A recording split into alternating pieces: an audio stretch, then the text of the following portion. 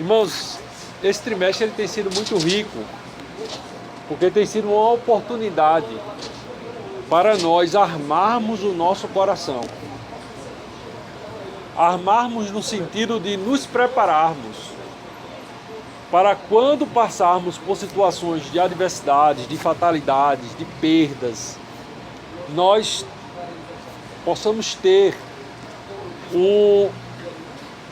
uma fibra, uma estrutura espiritual em nossos corações, de forma a não reagir ao sofrimento de forma pecaminosa, mas reagir ao sofrimento de forma que glorifique a Deus, que tenhamos firme a esperança na glória de Deus.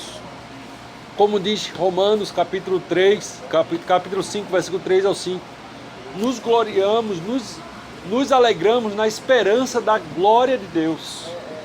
E que, se der tempo, ao decorrer da aula, irei adentrar nesse texto de Romanos. Apesar de não ser o nosso foco é refletirmos sobre o sofrimento, tomando como ponto de partida o livro de Jó, né? E, irmãos, começando essa aula, eu quero fazer algumas ponderações introdutórias. Nós sabemos o ponto de vista dos três amigos que interpelaram, que debateram ali com Jó: Elifaz, Bildade e Sofar. E eles três tentaram defender que Jó estava passando por aquela situação por fruto do seu pecado. E não, a teologia que eles desenvolviam era uma teologia retributiva, que Deus visita o justo com bênção e Deus visita o ímpio com punições. E se Jó alega que não estava tendo uma vida pecaminosa, ele estava acusando Deus de injustiça. Estava fazendo vã a forma como eles acreditavam em Deus. Porque eles acreditavam que o justo seria abençoado e o ímpio seria castigado. E Jó se defende ali no meio da fala dos três, tentando defender a sua justiça. E a Bíblia deixa muito claro desde o início que toda aquela tribulação que Jó passou não foi fruto do seu pecado. Nós temos hoje a compreensão, uma visão mais abrangente, uma visão mais profunda acerca do que estava acontecendo com Jó. Nós conhecemos o que Satanás tratou com Deus, o que Deus tratou com Satanás em seu trono acerca de Jó, como Deus deu testemunho de Jó, que era um homem temente e temente a Deus, que se afastava do mal. Entretanto, irmãos, será que o discurso de Eliú ao acusar Jó de orgulho, de pecado, tem procedência? Porque uma coisa é você sofrer por fruto do seu pecado. Outra coisa é a fatalidade e o sofrimento vir à sua vida sem ser por fruto do seu pecado, mas em algum momento você passar a reagir de forma pecaminosa. Por exemplo, você tem um filho que começa a se enveredar pelo caminhos errados. Começa a sair com quem não presta. Começa a mexer com coisas perigosas. E isso traz sofrimento para toda a sua casa. Esse sofrimento não é fruto do seu pecado. Você pode ter ensinado a palavra de Deus para ele, mas o fato daquele sofrimento vir para você sem ser fruto do seu pecado não quer dizer que você está imune de pecado em meio ao sofrimento. Você pode reagir ao pecado de outra pessoa de forma pecaminosa. Você pode reagir a uma fatalidade que sobrevém sobre sua vida de forma pecaminosa. E Eliú se levanta com o intuito de acusar Jó de pecado, não de pecado que deu origem à sua causa, mas acusá-lo de orgulho diante de Deus. E nós precisamos nessa manhã tentarmos ter um direcionamento para entrar nas entrelinhas dessa história e formar nossas próprias convicções. O comentarista da revista e muitos outros comentaristas que antes de dar aula sempre costumam ver aulas de outros professores nos canais do YouTube, apontam erros na teologia de Eliú, apontam equívocos. O nosso superintendente também apontou equívocos nas entrelinhas, muita coisa certa falada por Eliú, entretanto nas entrelinhas aponta erros. Dentre os erros que eu vi serem apresentados na teologia de Eliú, é o fato dele acusar Jó de pecado, de reagir ao sofrimento de forma pecaminosa, de forma orgulhosa.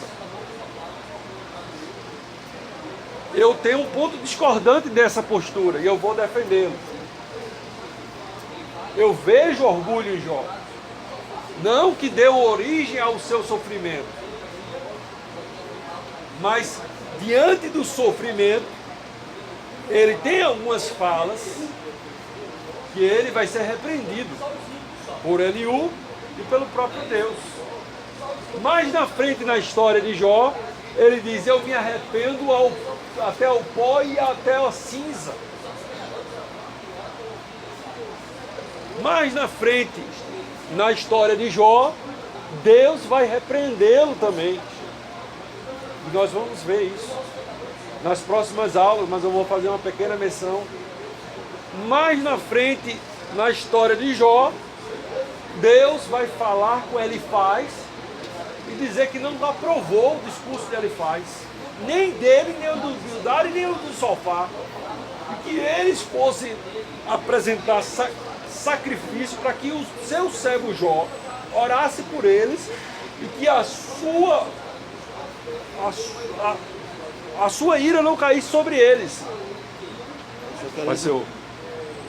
Então nós temos que começar essa história dessa forma, olhando alguns fatos, posicionando alguns fatos. Deus não repreendeu a teologia de Eliú. Deus repreendeu e condenou a teologia dos 3 primeiros amigos de Jó. Mas no silêncio de Deus ele aprovou tacitamente a teologia de Eliú. Né? No momento que Deus se volta para Elifaz, condena não somente o discurso de Elifaz, mas condena também o discurso de Bildad e de Sofá, e não menciona Eliú, ele está tacitamente ali confirmando a teologia defendida por Eliú. Outro ponto que questiona, inclusive o comentarista questiona, que Eliú cometeu o erro crasso em levantar demais a soberania de Deus e não apresentar o amor de Deus. Ele defende isso no tópico 2.3 e ele defende isso na própria conclusão da aula. Entretanto, irmãos, nós vamos ver que quando alguém passa por sofrimento, existem 2 coisas que nós temos que ter em mente: a confiança no controle, na soberania e do amor de Deus para nossas vidas. A soberania de Deus a ser ministrada no coração de quem passa por sofrimento é um tema extremamente importante, tanto que na fala que Deus fala com Jó, se Eliú pode ser acusado de que ele não deu destaque ao amor de Deus, nós cairemos nessa acusação, nós teremos que direcionar essa acusação ao próprio Deus. Porque se nós formos analisar a forma como Deus fala com Jó, no capítulo 38, 39, 31, 38, deixa eu ver se é o 38 ou é o 39. Começa 38, 39, 40 e 41. Deus trabalha em 99% da sua fala, destacando apenas a sua soberania, apenas o seu controle, o seu poder, a sua prerrogativa. E é dessa forma que Deus trata o coração de Jó. E nessa mesma frequência, Eliú trabalhou. Então eu não posso condenar Eliú de ter trabalhado exacerbadamente a soberania de Deus diante da tribulação de Jó. Né? São ponderações introdutivas.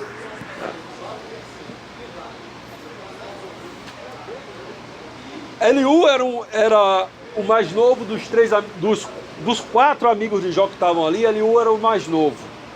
E ele estava na expectativa de chegar a vez dele para falar. Chega a falar que ele estava como um odre que não aguenta o vinho, que está expandindo. E ele está ali na expectativa de chegar a falar. Mas ele espera o momento certo e apropriado para começar a falar, respeitando que os demais eram mais velhos. E eu quero, irmãos, na introdução dessa aula, eu até pensei em fazer essa pergunta lá no grupo, mas pela correria que foi o dia de ontem, eu acabei não parando para fazer. Mas eu quero fazer a seguinte pergunta. Para compreendermos a profundidade e os detalhes da teologia de Eliú, precisamos compreender o seu contexto. Com esta finalidade, podemos justificar e equacionar as acusações de Eliú acerca da postura de Jó em seu sofrimento.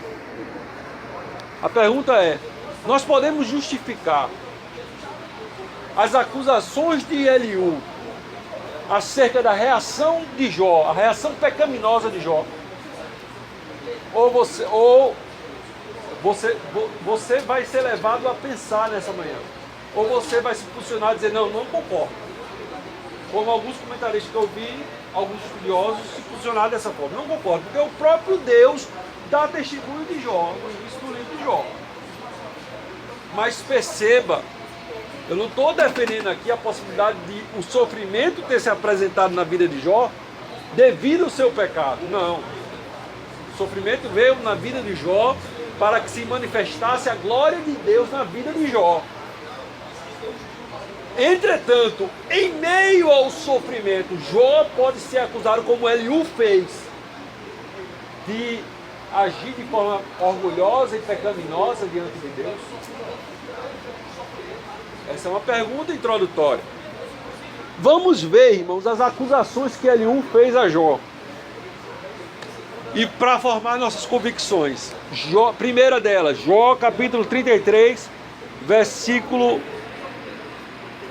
Primeira delas, Jó capítulo 32, versículo 2.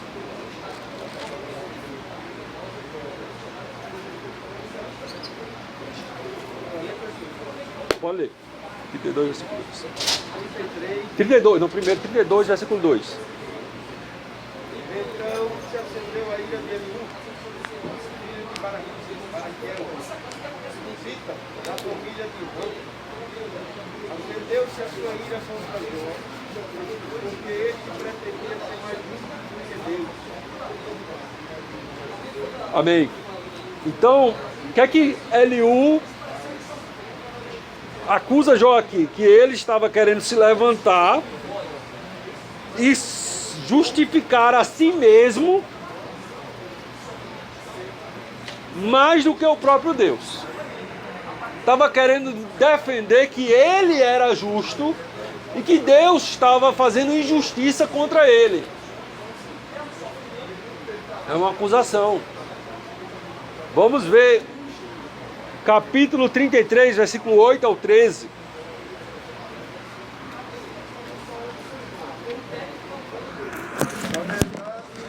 Falaste perante mim, e eu ouvi o som das tuas palavras. Eu sou limpo, sem transgressões. Puro sou eu, puro sou, e não tenho iniquidade. Eis que Deus procura pretextos contra mim, e me considera como sozinho. Quando pronto os meus pés, e observa todo o caminho direito. Isto não tem razão. Deus te responde. Por que Deus é maior do que eu? Até o 13. Porque contendes com ele, afirmando que não das contas de usado. Então, vejam as palavras de Eliú acusando Jó. Ele fala que Jó se levanta e diz: estou limpo, sem pecado, sou puro e livre de culpa. Contudo, Deus encontrou pretextos contra mim. Ele me considerou seu inimigo, pôs no tronco os meus pés e observa todas as minhas veredas. Eu, porém, respondo, contudo, que nisso não tem razão. Pois Deus... Sim, aí já é Eliú falando, né? Mas então Jó fala que Deus se levantou contra o inimigo dele, prendendo ele no tronco. Outra acusação de Eliú, capítulo 34, versículos 5 ao 9. Tudo você vê que é ele falando, disse Jó. Aí a gente, para responder essa pergunta, temos que ver, será que Jó realmente disse isso ou ele interpretou de forma errada? Será que a fala de Eliú vai ser confirmada pela fala de Deus mais na frente? E realmente Jó teve uma reação errada diante do sofrimento? Reação essa que nós podemos aprender e armar o nosso coração para quando acontecer conosco, nós não caminharmos por esse caminho. Vamos ver outra acusação, capítulo 34, versículos 5 ao 9. Eliú enquadrando Jó. Quem pode ler?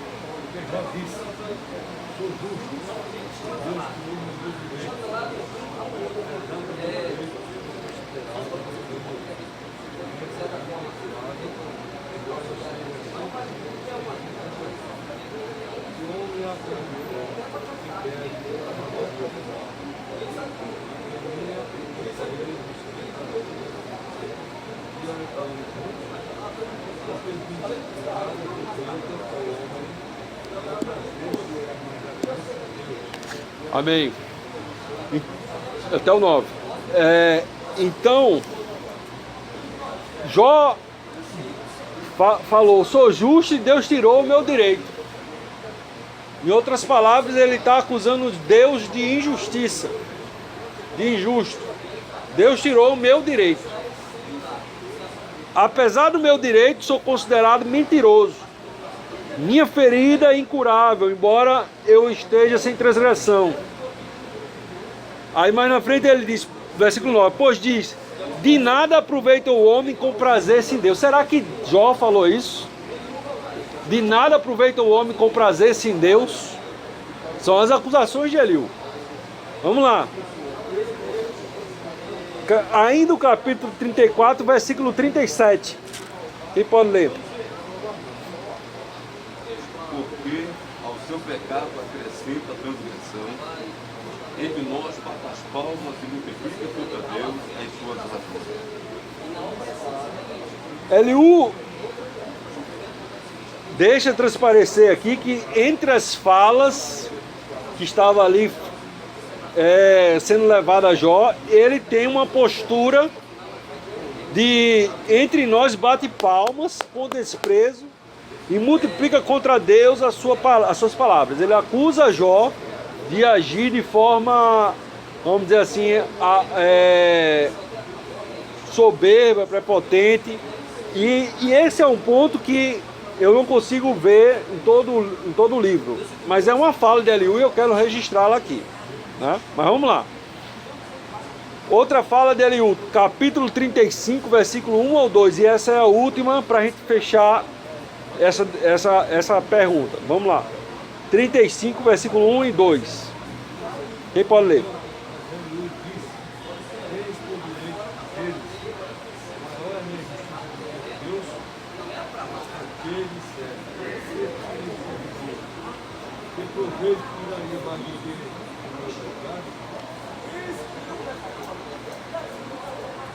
Pronto.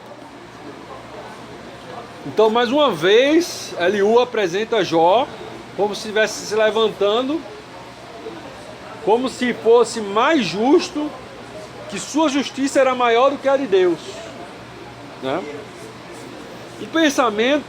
Um pensamento que de alguma forma foi defendida pelo Elifaz, Sofá e Bildade.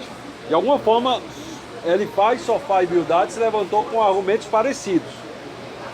Sendo que muito do que Elifaz, Sofá e Bildade falou são verdades.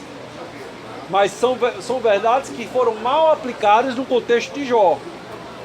Ao ponto de querer aplicar e achar na vida de Jó pecados antes de tudo aquilo começar. De que ele devia estar em pecado oculto, porque Deus não iria punir um homem dessa forma se ele não tivesse pecado. Então essa era a temática de Elifaz, Sofá e Bildade, né? Só que Eliú começa a levantar também que esse ponto, só que Eliú não é repreendido por Deus. Eliú não é repreendido por Deus como ele faz Sofá e Bildade. E a defesa de Eliú, a acusação de Eliú é do orgulho de querer se justificar diante de Deus. Ou seja, a acusação de Eliú está baseada na reação de Jó depois do sofrimento. Eliú não chega a aplicar na vida de Jó que tudo aquilo aconteceu porque ele estava vivendo uma vida pecaminosa. Mas ele chega a acusar Jó de que sua reação diante do sofrimento estava sendo orgulhosa. Ele estava acusando Deus de injustiça, de inimigo, que não se importava com ele, que não estava nem aí para ele, pelo contrário, que tinha se levantado para ser o seu inimigo. Será que procede essas acusações? Em outras palavras, em quais falas de Jó podem ser apontadas e correlacionadas às acusações de Eliú? Será que são exatamente essas falas de Jó que deram ensejo ao seu sentimento de arrependimento quando Deus tratou com ele? Será que foi baseado nessas falas de Jó que deu ensejo às acusações de Eliú? Deram também ensejos a o seu arrependimento até o pó e até a cinza? Então vamos fazer um raio-x no livro de Jó e destacar falas de Jó que, ao meu ver, vai justificar a fala de Eliú e vai justificar o arrependimento de Jó até o pó e a cinza, né? Vamos lá. Jó, capítulo 9, versículo 27 ao 34. Só fala de Jó, tá? Eu vou ler aqui. Tá, vá, pode ler. Eu me esquecerei da tua queixa, deixarei o meu ar triste e ficarei contente. Ainda assim todas as minhas dores me apavoram, porque bem sei que me não terás por inocente. Serei condenado, porque depois trabalho em vão, ainda que me lave com água de neve, e fique as mãos com calma. Mesmo assim, me submergirás com ouro, e as minhas próprias vestes me apontarão. Porque ele não é homem como eu, a quem eu responda, e justamente a vida.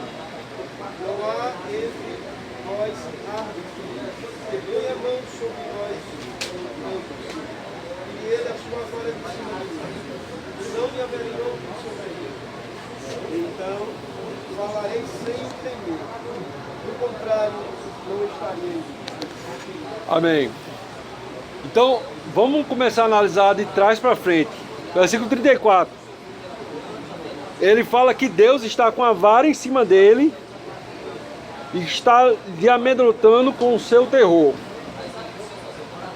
Ele fala que está numa situação como se fosse uma pessoa que tinha sofrido uma injustiça, que não tem direito, não tem acesso ao, vamos supor, contextualizando uma situação atual está numa situação de justiça que não tem nem acesso nem ao poder judiciário.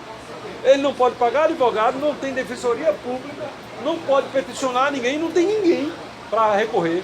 Eu estou numa situação tão miserável que não existe árbitro entre nós. Porque eu sou humano, ele é Deus. Eu vou falar o que contra ele? Ele não é homem, versículo 32, ele não é homem como eu, responda e vindo a mim. Então ele perde a sua esperança nessas palavras e fala que não há o que fazer. Ainda que eu lave versículo 30, ainda que eu lave com água e neve e purifique as mãos com sabão, mesmo assim vai me empurrar no fosso e as minhas próprias vestes me abominarão. Ou seja, não há nada que eu possa fazer. Eu estou sendo punido por alguém que não me dá nenhuma possibilidade de peticionar, de obter justiça. Eu estou sendo injustiçado.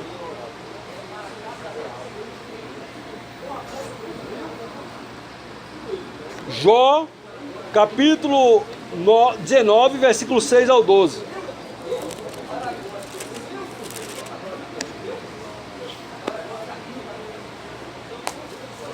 Para que os que chegaram um pouco depois, eu estou no intuito de justificar ou não as acusações que Eliú fez a Jó. Né? Nós sabemos que Deus condenou a fala de Elifaz, Sofá e Bildade, mas não condenou a fala de Eliú. E nós queremos ver o contexto do livro para podermos entender a razão das acusações de Eliú, para depois entender a teologia que ele defende diante das acusações que ele faz. Porque para que você entenda a teologia defendida por ele, temos que partir do pressuposto, de uma análise dos detalhes das acusações que ele faz. Porque ele levanta o ponto acusatório e em cima do ponto acusatório ele defende a teologia. Né? Então a gente está tentando entender, correlacionar as acusações que Eliú fez a certas falas de Jó. Né, para depois tentarmos entrar na teologia propriamente dita defendida por Eliú. Vamos lá. Qual foi o texto que eu falei? 19, versículo 6 ao 12, né? Quem pode ler?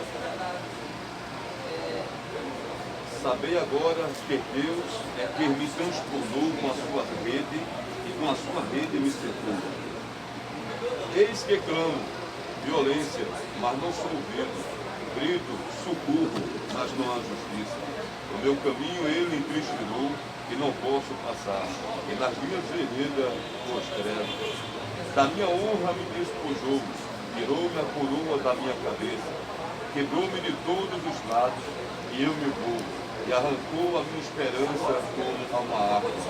E fez inflamar contra mim a sua ira e me recrutou para consigo como um de seus inimigos.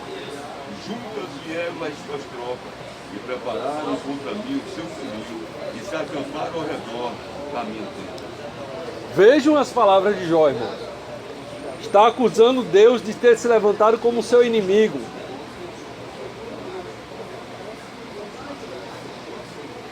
Deus é que me oprimiu. Versículo 6. E com sua rede me cercou. Embora está acusando Deus de não ouvir sua fala. Embora eu clame violência e não sou ouvido. Está acusando que Deus não lhe ouve, não lhe escuta. Irmãos, isso aqui é como eu disse. É uma oportunidade que nós temos de armar nossos corações.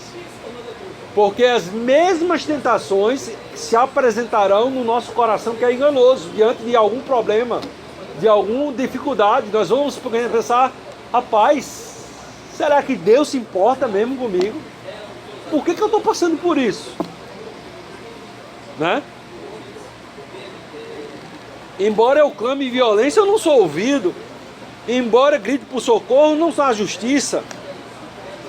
Jó se levanta a dizer que não há justiça. O meu caminho ele bloqueou e não posso passar. Nas minhas veredas pôs trevas. Da minha honra me despiu. Quebra-me de todos os lados. Arrancou a minha esperança. Faz inflamar contra mim a sua ira. Olha a visão que Deus tem, que Jó tem de Deus. Que Deus está em pé, se levantou com ira para trucidar ele. E é esse ponto que Eliú está tratando. Irmão, isso aqui é uma acusação ou um reconhecimento? Jó está acusando Deus ou Jó está reconhecendo a soberania de Deus? Porque a gente podemos ver... Algumas falas aqui ele coloca Deus como seu inimigo. Ele coloca-se numa situação que não pode recorrer à justiça. Está numa situação que foi lhe negado a justiça. E que Deus se levantou como inimigo e não há o que ele possa fazer. Vamos continuar, deixa eu citar outras falas dele. Eu li 19, versículo 6 ao 12. Vamos ver aqui. Capítulo 27, versículo 2.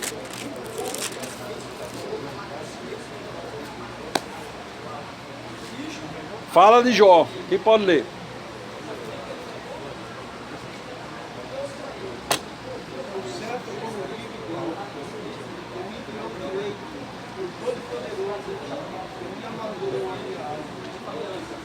Então Jó está dentro de uma ótica, de uma teologia retributiva.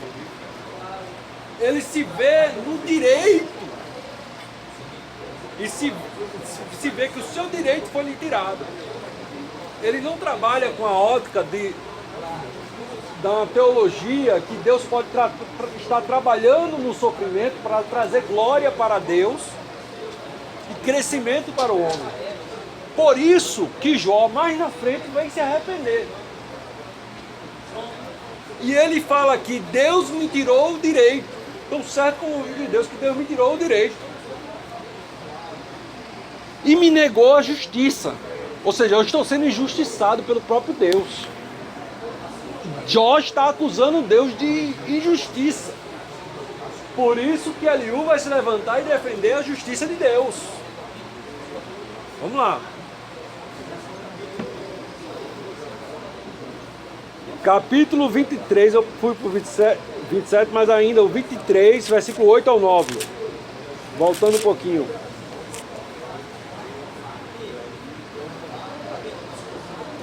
Se me adianto, ali não está. Se torno para trás, não percebo.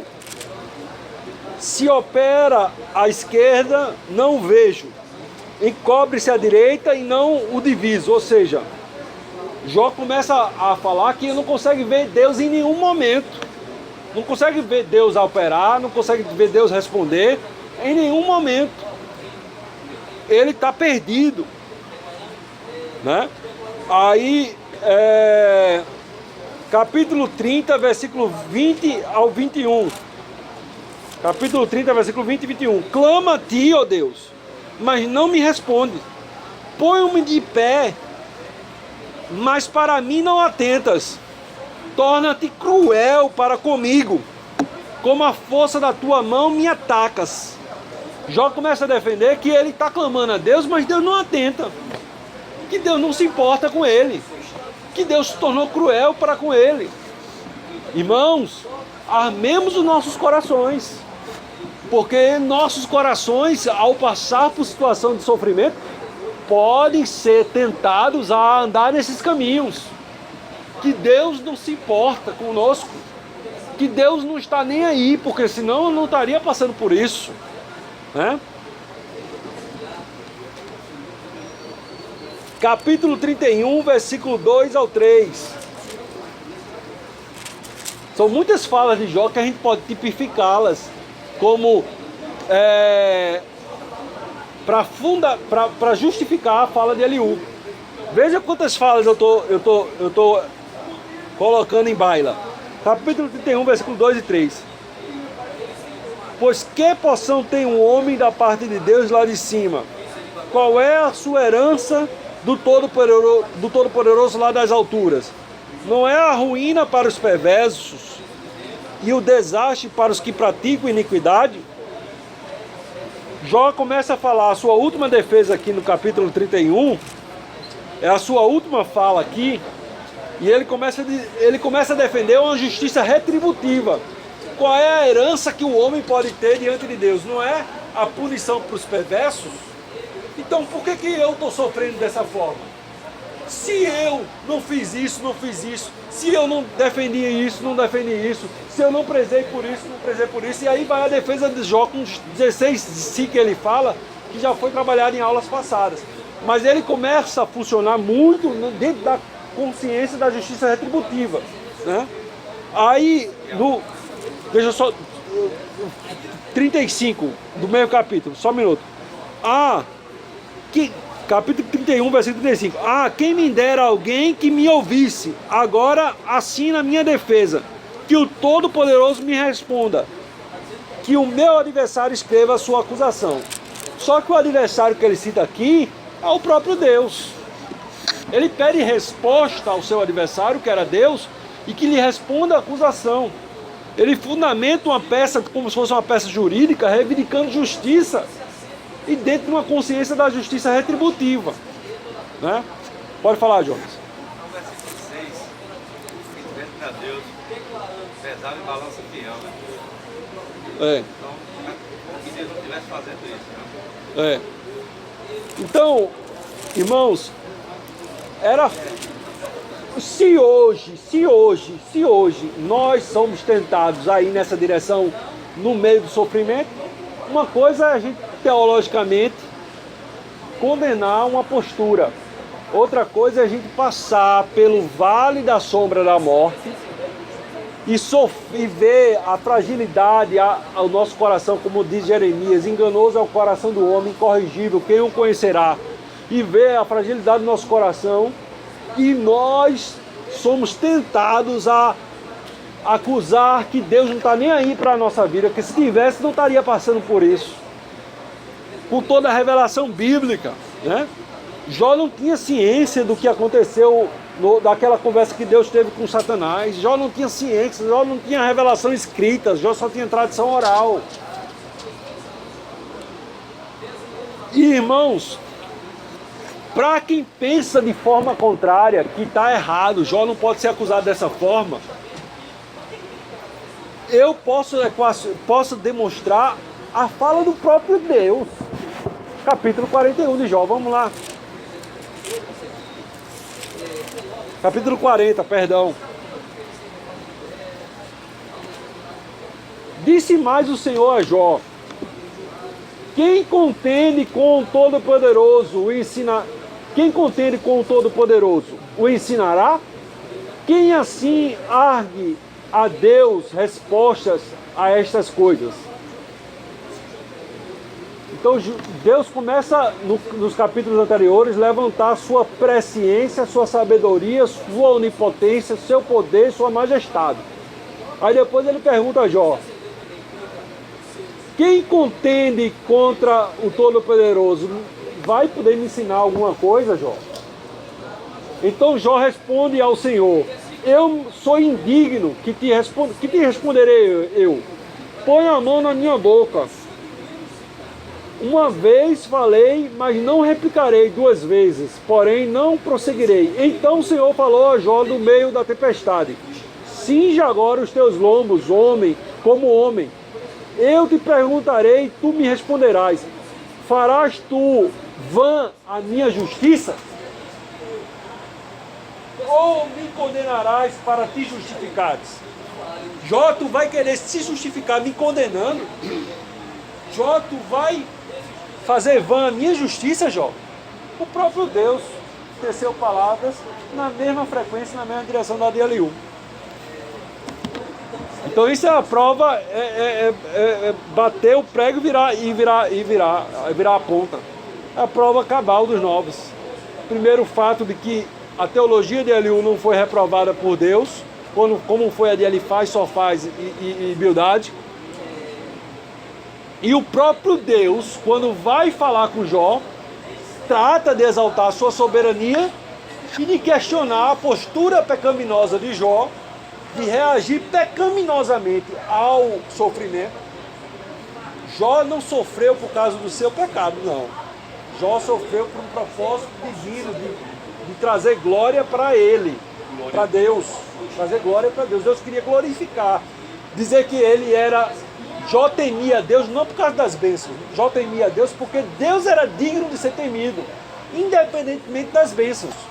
Então, a perseverança de Jó trouxe glória a Deus, trouxe crescimento, amadurecimento na vida de Jó. Por isso que Jó disse: antes eu te conhecia de ouvir falar, hoje eu te conheço e contigo andar.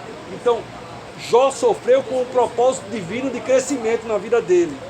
Jó sofreu com o propósito divino de que a glória de Deus fosse demonstrada, não só para aquela geração, mas para nós. Hoje nós passamos, nesse ano, nós estamos passando 3 meses mastigando, saboreando, desfrutando a beleza dessa história, que traz glória para Deus, que nos ensina a sermos confiantes e tementes a Deus, mesmo diante de situações pelas quais nós não possamos compreendê-las. O sofrimento nem sempre vai ser justificável. Como se justifica um filho que morre? Como se justifica uma situação de traição? Como se justifica uma enfermidade que não tem cura? O sofrimento nem sempre ele é justificável, mas somos chamados a ter uma postura de confiança na bondade de Deus, na justiça de Deus, no controle de Deus, na soberania de Deus e nos seus propósitos eternos para com as nossas vidas. Alguém quer fazer alguma ponderação nessa nota introdutória para agora, nessa segunda metade da aula? A segunda metade já é um terço que falta, praticamente, é adentrarmos na teologia de Eliú. Alguém quer fazer alguma ponderação? O senhor quer falar agora que o senhor tinha falado? Posso continuar? Então vamos lá. Deus fala de diversas formas. Jó que não conseguia ouvir. Primeiro ponto. Eliú defende que Deus fala de diversas formas, Jó. Se você não está percebendo Deus em nenhum local, é porque você não está conseguindo ouvir. Mas Deus fala por sonhos, por revelação. Deus fala através até da enfermidade. Deus está falando na nossa vida, Jó. Vamos ver lá. Jó capítulo 33, versículo 13 em diante. Então, diante do pensamento de Jó, que Deus não falava e Deus não estava se importando com a vida dele, Eliú defende esse ponto da sua teologia. Por que razão, capítulo 33, versículo 13, por que razão contendes com ele, dizendo que ele não responde às palavras dos homens? Pois Deus fala, ora de um modo, ora de outro, embora o homem possa não atender para isso. Em sonho ou em visão de noite, quando cai no sono profundo sobre os homens, enquanto dorme na cama. Ele pode falar aos ouvidos e atemorizá-los com avisos, para apartar o homem do seu desígnio e livrá-lo do seu orgulho.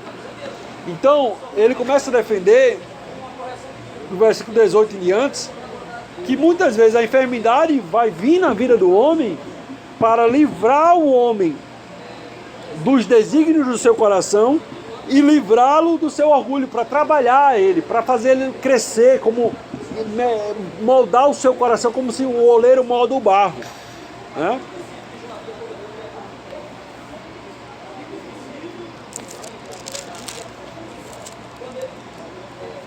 Capítulo 35, versículo 12 ao 16. Ele não responde quando os homens clamam por causa da arrogância dos maus. Certo é que Deus não ouve a gritos vazios, nem atenta para eles, o Todo-Poderoso.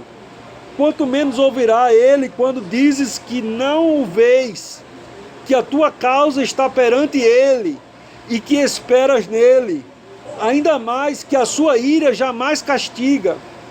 Então o que é que Eliú está defendendo? Ó, Jó, realmente Deus pode não escutar o clamor do pecador.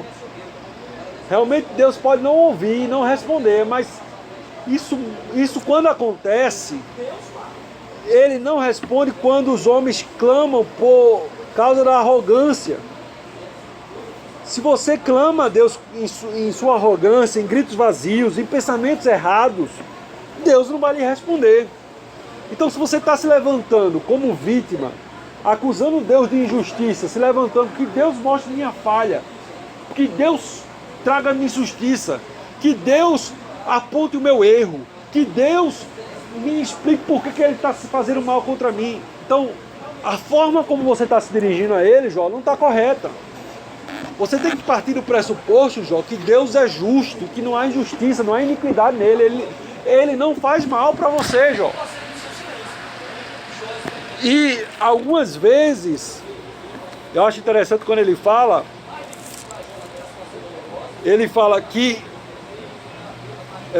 a tempestade vem e aquilo que para o homem é um grande sofrimento, é um grande anúncio de relâmpagos, de sofrimento, mas aquilo tem um propósito maior, de regar a terra, de trazer ervas, de produzir frutos na vida daquele homem. Então muitas vezes, Jó, o sofrimento vai vir na sua vida de forma assustadora, mas Deus tem um propósito por trás dele, assim como a tempestade e a chuva rega a terra e traz frutos mais na frente que você na hora pode ficar com medo da tempestade, né?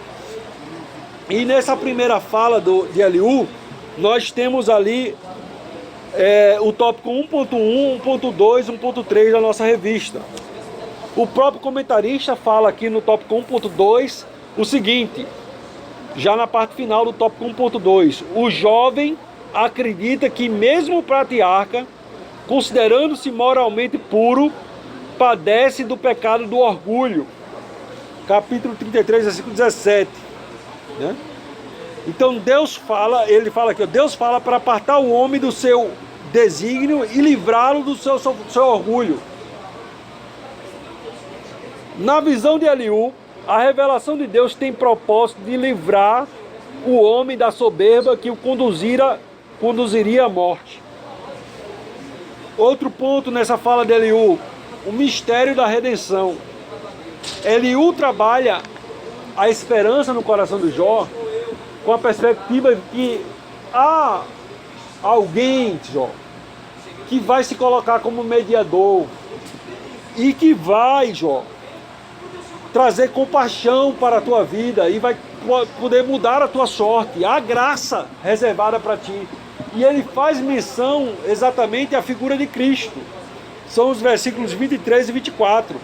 E que confirma também, em alguns momentos, Jó expressou expectativa semelhante. Jó chega a falar, eu sei que o meu Redentor vive e que por fim se levantará. Né? Em algum momento, Jó também destacou essa esperança. Segundo ponto de Jó, já estou correndo por causa da hora. Defesa da justiça e da soberania de Deus. Jó capítulo 34, versículo 10 em diante. Por isso, vós homens de entendimento, escutai-me. Longe de Deus esteja praticar iniquidade e do Todo-Poderoso praticar iniquidade. Segundo a obra do homem lhe paga e faz cada um segundo o seu caminho. Então, Eliú defende que Deus paga o homem diante daquilo que ele semeou, defende. Mas ele defende como uma possibilidade. Ele não defende isso e aplica dizendo o que tu está sofrendo é porque você pecou. Como fez, ele faz, só faz impiedade. Ele defende como uma possibilidade teológica. Deus traz o mal segundo o pecado do homem. É sim. É uma verdade que até hoje nós acreditamos. Mas ele não aplica essa verdade que isso aconteceu na vida dele. Ele não acusa Jó de pecado antes da sua prova. Ele acusa Jó de seu orgulho em querer condenar Deus. Em querer colocar Deus como injusto. né?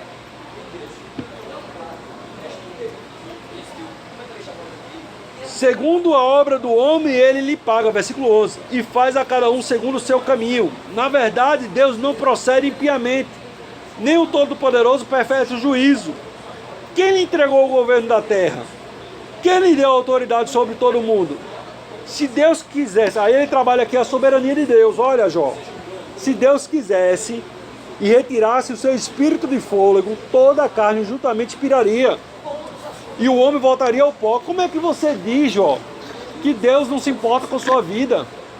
O fôlego de vida que nós temos é porque Deus tem sido bondoso, por mais sofrimento que a gente possa estar tendo, mas Deus se importa com você, Deus tem sustentado a sua vida, Deus tem propósito com a sua vida, Deus tem mantido a sua vida, Jó. Aí ele fala, versículo 29, se porém permanecer quieto, quem pode condená-lo, Jó? Se encobrir o rosto, quem poderá contemplá-lo, Jó? Então, no meu sofrimento, se Deus não me der resposta, como que eu posso me levantar e condenar a Deus se eu não tiver resposta para aquilo que eu inquiro? Jó, que é isso, Jó? Deus é soberano, Deus é imenso em sabedoria, Ele é justo e bom, Ele que sustenta nossas vidas. Se o mal nos alcançar, nós não podemos condenar a Deus, não. Você está funcionando numa lógica errada, Jó.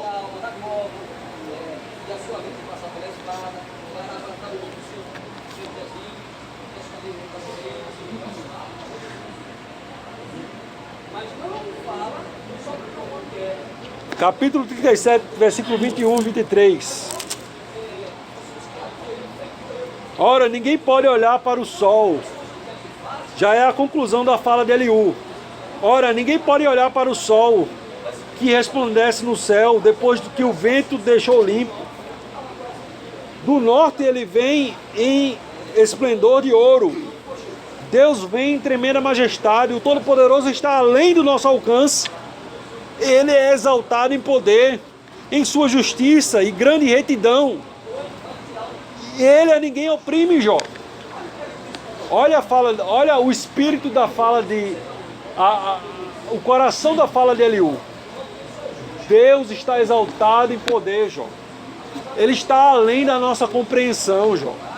Assim como você não consegue nem discernir, olhar o pôr do sol, pela glória do sol, muitas vezes a gente não vai alcançar os intentos de Deus, Jó. Mas nós precisamos confiar que Ele é exaltado, Ele é soberano. E em sua justiça e grande retidão, que Ele é justo, que Ele é reto. E Ele ninguém oprime, Jó. Ele não está te oprimindo, Jó, com o desejo de te colocar no tronco e de pesar a vara sobre ti, não, Jó. Ainda que você não alcance a sabedoria dele, mas que você confie na integridade do caráter, da justiça e da retidão de Deus, Jó. Então esse era o segundo ponto da teologia de... 10 minutos para a conclusão. De Eliú. E o terceiro ponto é que Deus, através do sofrimento, Ele fala, Ele ensina. O sofrimento tem uma pedagogia, Jó. Eu já falei do exemplo que ele fala da tempestade, que aquilo que traz pavor vem para regar a terra e trazer frutos para o homem. E mais na frente ele vai falar, capítulo 36, versículo 15. Vamos ler. Jó 36, 15.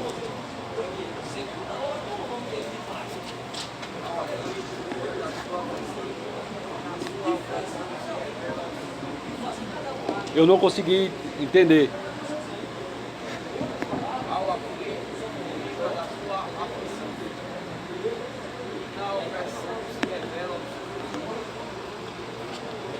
Olha o que Eliú está falando, Jó. Na aflição do homem, Deus vai se revelar ao ouvido do homem. Na aflição do homem, Você tem a oportunidade de crescimento, Jó. Deus vai tratar com sua vida, Jó. Existe um texto em Oséias, capítulo 2, versículo 14, que Deus fala: trarei você ao deserto e falarei ao coração. Então, muitas circunstâncias na nossa vida, o sofrimento vai abrir os nossos ouvidos, abrir o nosso coração, trabalhar o nosso coração, tirar as pedras, tirar os espinhos, tirar os embaraços, amolecer o nosso coração, para que possamos ouvir e compreender e discernir de uma forma completamente diferente, né? Então, irmãos, por fim, Eliú no capítulo 37 de Jó, versículo 13 ao 14.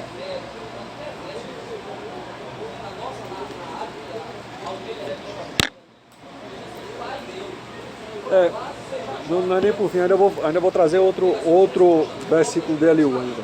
Mas é o penúltimo versículo de Eliú que eu vou trazer agora. Já estou fechando, já estou concluindo. É o versículo que eu tinha falado das nuvens.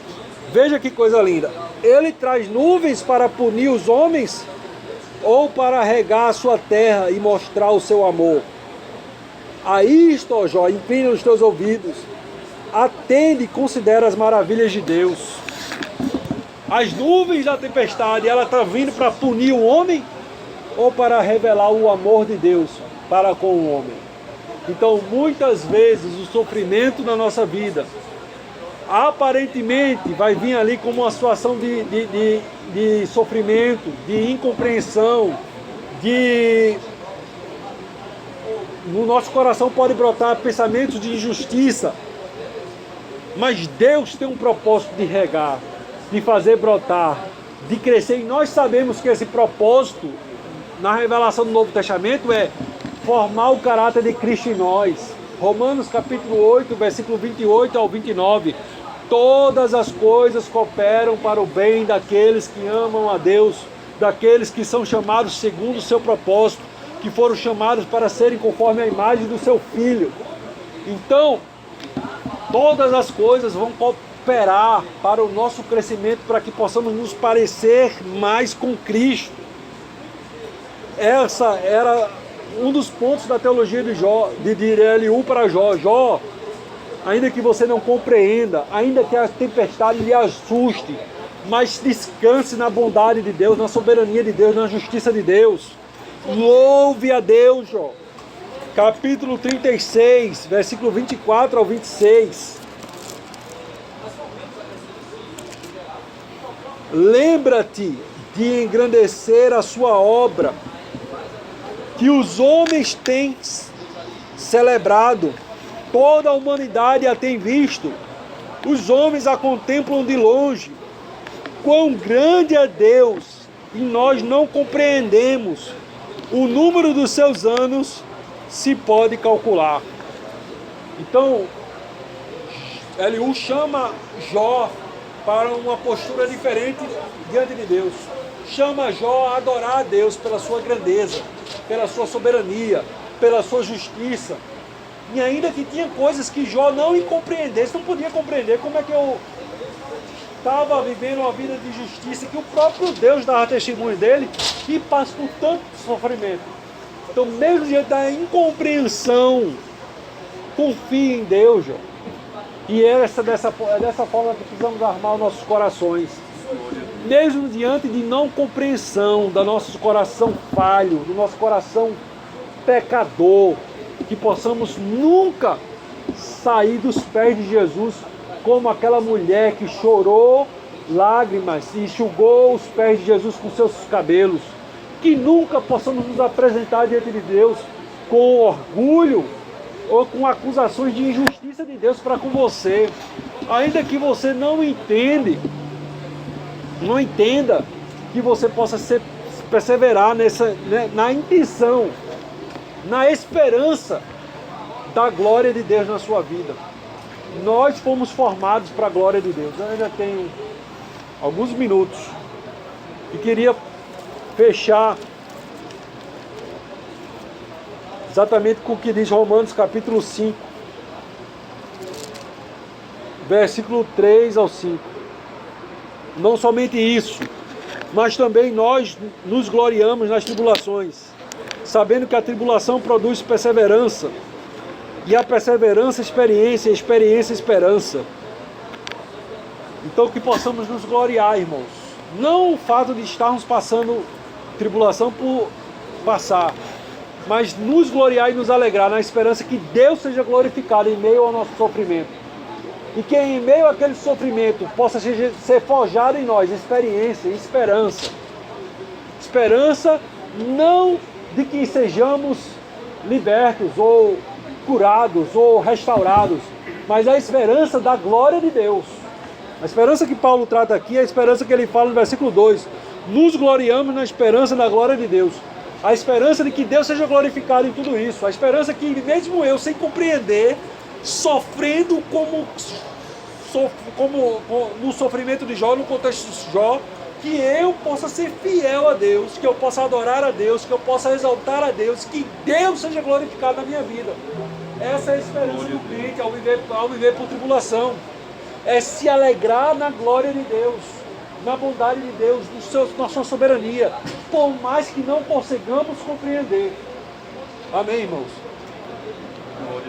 Perceba que essa aula tomou uma temática que muitos aparentemente discordam, no primeiro momento discordam, mas existem fatos inamovíveis nessa história, desde a repreensão que o próprio Deus faz, ele faz Sofá e Bildade e salva o discurso de Eliú, e a repreensão que Deus faz ao próprio Jó, que confirmam essa linha que eu adotei nessa aula.